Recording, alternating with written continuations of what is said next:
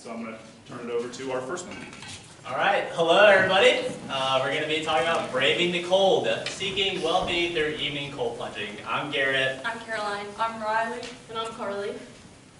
To start, I'll briefly walk you through the structure of our presentation. We'll begin with the background and why this topic matters, particularly for college students. Then we'll move into the aims of our study and what we expect it to find. From there, we'll talk about our method, our design and procedure, and then we'll talk about our results, focusing on sleep, stress, and cognitive performance. And we'll end with takeaways, limitations, and future directions. For background, to begin, our college students and those that support college students are our target audience, as college students are experiencing a distinct stage of life known as early or emerging adulthood.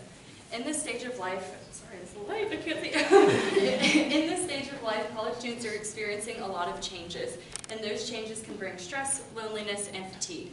So much so that college students are reporting a lack of support on their college campuses and higher rates of depressive symptoms. So much so that college students are reporting higher rates of stress, anxiety, and depression than the general population. And therefore, the depressive symptoms that college students are reporting include sleep and stress. However, college students are our target audience because college students are in a period of life where they are developing healthy skills and habits. Developing healthy skills and habits, as shown by previous research, makes an individual more flourishing in society. They're more likely to have a job, have a career, and have more stable lifelong habits. However, there are many factors that can hinder development of those habits, including sleep problems. Sleep problems can range from many different things and causes like electronic use device before bed, caffeine usage, and poor sleep quality like the dorms. And this leads to an increased absences of classes, accidents on the road, poor academic performance, and lower quality of life satisfaction. However, sleep is not the only factor that can hinder healthy skill development, as stress is another factor.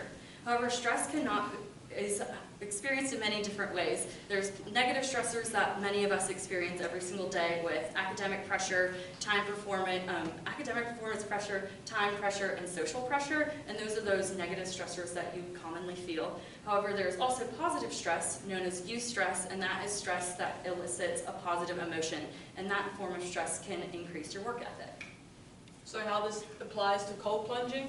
So first we're going to look at health practices. A health practice can be defined as a consistent action done by an individual to improve their mental, emotional, and physical well-being. A few examples include diet and nutrition. So a past study found that consistent carbohydrate intake during intense exercise can have a positive effect on the central nervous system. And then we have exercise. A past study found that 30 minutes of walking at a 3 to 4 mile pace every day can reduce chronic disease. And then we have sleep. A past study found that short napping during the day can decrease sleepiness and increase cognitive performance. So in addition to these well-known health practices, researchers have turned their attention to alternative practices that can further have an improvement on their physical, emotional, and mental well-being, such as cold plunging. But before you can look at cold plunging as a health practice, you have to first understand what cold water immersion actually is. So cold water immersion is the full or partial body immersion into water that is ranging from 50 to 59 degrees Fahrenheit. There are many different ways to experience cold water immersion, but dating back to Nordic traditions, there's cold water swimming in lakes and oceans of natural settings. There are artificial settings with tubs that are filled with ice or chillers, like we had in our lab, but the most accessible option is a cold shower. Now, cold water immersion is a health practice as it elicits the same physiological response as an exercise. So the heart rate changes, breathing rate changes, and blood pressure changes are the same changes that you may experience from a common workout. However, the physiological changes are not the only reasons why cold water immersion can be used as a health practice, as it increases overall mood and well-being. So on the basis of this on the basis of these factors, cold water immersion is now used as a common health practice.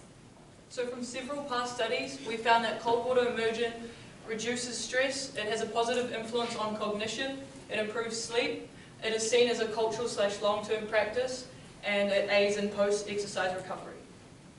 The goal of our study was to examine whether brief, repeated cold water immersion, specifically over a 3-day intervention, could improve well-being for college students as compared to a controlled breathing condition.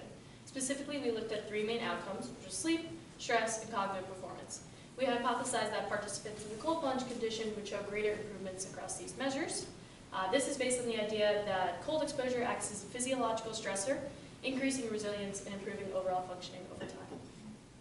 Yeah, so now that we've walked you through that, I'll talk about our current design and method. So first, starting off with the measures that we actually used in our study. So the STAI that you'll see at the top, that's a stress inventory. The DAS-21, that's depression, anxiety, and stress scale. CBI, which is a burnout inventory. SSI and AIS are both sleep inventories, just assessing sleep quality and overall satisfaction with sleep. And then subjective stress and well-being, which all participants rated on a sliding scale from 1 to 100.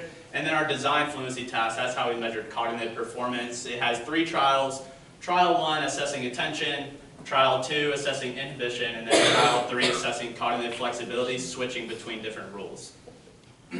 So our current study design, how we got participants, we sent out a recruiting survey. And then after final screening, we got 17 participants, and then at baseline during the consenting process, they filled out all the measures. And then after that, they were randomized into either the cold condition or the breathing condition. Those in the cold condition were directed to sit in a seated position in the upright standing cold plunge tub for 2 minutes with their hands on the outside of the rim, and those tubs were controlled at 55 degrees Fahrenheit. And then those in the breathing condition were directed to follow a 4-second guided box breathing exercise for 2 minutes. And participants came into the lab in the evening between 6:30 and 8:30 p.m. and did this for 3 days. And then over the course of the 3-day intervention, they did daily assessments. At night, that's 2 hours after exposure, they filled out STAI, subjective wellness and stress, and then our cognitive task, the design fluency there, which is only on night 3. At morning, they fill out the sleep measure, subjective wellness and stress, and then at noon, they filled out STAI again, and subjective wellness and stress. And then the day after the final exposure, they filled out the burnout, and then the STAI again to examine post-intervention differences after finishing the intervention. And then what exactly did we find? So first we'll turn to state anxiety. So on the left there you have state anxiety at night. The y-axis is your stress score, so the higher that is, the more stressed people are, the lower that is, the less stressed people are. And then on the x-axis, that's the 3 separate nights, so the different exposures. Those in the cold condition represented by the orange line, we can see that they decreased in stress across the intervention, and then those in the breathing went down, but then they went back up on night 3, which is interesting. And then after running some analyses, the only significant difference that we found was on night 3, showing that those in the cold plunge condition were significantly lower in stress compared to those in the breathing. And then at noon, there was no significant differences between participants, and this is likely just because they're hungry, they got a million things on their mind, maybe they just didn't get great sleep. So for the CBI, we looked at work burnout, which is on the left, and personal burnout, which is on the right. As you can see, there's no significant differences. This is because burnout takes a long time to reach, so therefore a longer intervention may be necessary. We also looked at overall stress and wellness.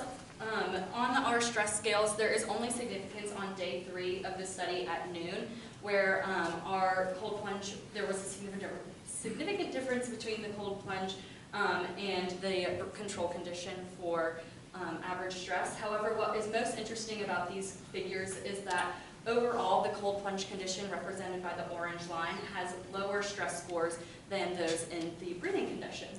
Additionally, we looked at wellness, and wellness also only had significance at day 1 in the morning of our first day of the study. However, again, the trend of these figures is more interesting as those in the cold plunge condition had significant, or not significantly, I'm breaking, had higher cold plunge scores than those in the control condition.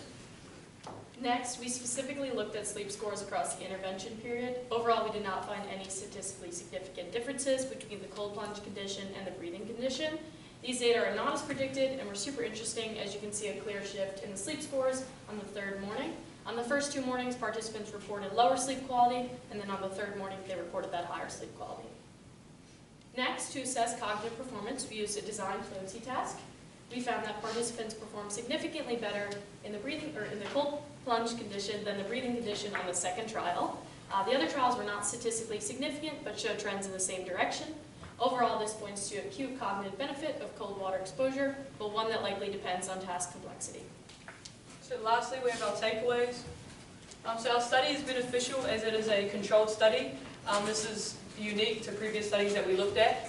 Our study had a few limitations, one being limited sample size, another being a short 3-day intervention, and thirdly, Wofford students. Wofford students typically score higher in wellness and lower in stress. This is due to being bright and being a part of a small, tight-knit community. A potential future direction for our study is prolonged usage of cold plunging, but based on the trends of our study, we can confirm that cold water immersion can decrease stress and increase wellness in individuals. Thank you. Thank you. Any questions?